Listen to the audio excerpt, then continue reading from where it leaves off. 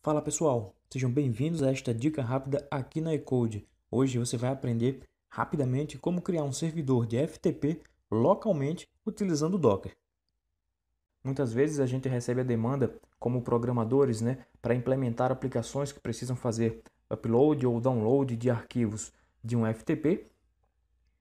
E nem sempre a gente tem um servidor FTP para fazer os nossos testes. Às vezes precisamos utilizar o FTP de produção, tendo todo aquele cuidado para não mexer ali nos arquivos finais, os arquivos de produção de fato.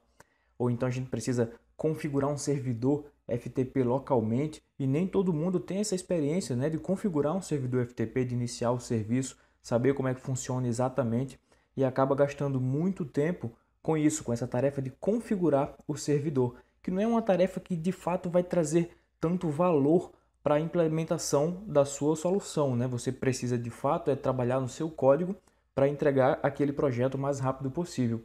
E como você não tem essa experiência com FTP, você acaba perdendo muito tempo configurando ele ali localmente. Aqui, a dica que eu vou trazer para vocês é sobre como criar um servidor FTP rapidamente com apenas um comando aqui utilizando o Docker. Ou seja, nós vamos criar um container no Docker a partir de uma imagem que cria um servidor FTP para nós. Então, a gente vai simplesmente executar essa imagem criando um container a partir dela. Esse container vai ficar rodando aqui no nosso computador e nós teremos um servidor FTP local. Quando não precisarmos mais, basta simplesmente remover esse container. Não precisamos instalar nenhum software adicional para configurar esse servidor, beleza? É importante destacar que existem várias imagens lá no Docker Hub para a criação de servidores FTP. A que eu vou utilizar aqui é apenas uma delas e que em nossas pesquisas vimos aqui que é uma das mais simples de iniciar e por isso trazemos aqui para vocês. Eu estou aqui com o meu PowerShell aberto, eu estou em ambiente Windows utilizando o Docker for Windows, mas se você tiver no Linux também o mesmo comando pode ser utilizado.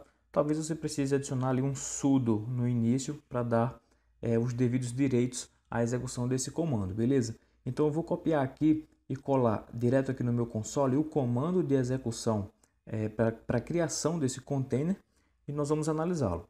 Então eu tenho aqui docker run, eu vou executar uma imagem criando um container, passo o argumento "-d" para que ele rode em modo detached, ou seja, ele vai ficar rodando em background e vai liberar o meu terminal aqui, o meu PowerShell. Vou vincular aqui um volume, ou seja, vou vincular uma pasta do meu sistema operacional hospedeiro, que no caso aqui é o Windows, a pasta d:/FTP.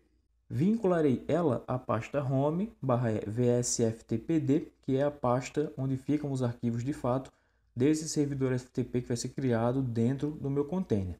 Vinculo aqui algumas portas que são necessárias para o funcionamento desse servidor e vou passar aqui alguns parâmetros que são necessários para configurar esse servidor. O nome de usuário, para que eu possa acessá-lo posteriormente, uma senha, e este IP aqui é justamente o IP do Docker que está rodando localmente. Então, se você for lá no seu terminal executar o ipconfig, vai ver que o Docker tem uma interface de rede lá utilizando esse IP local aqui.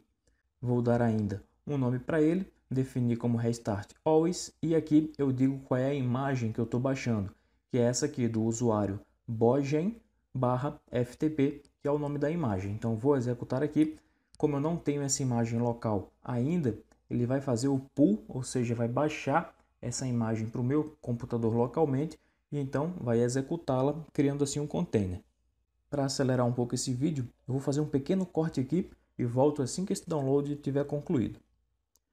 Então o download foi concluído, ele baixou a imagem para mim e executou o container. Se eu fizer agora aqui um docker ps, nós podemos ver que o container está rodando.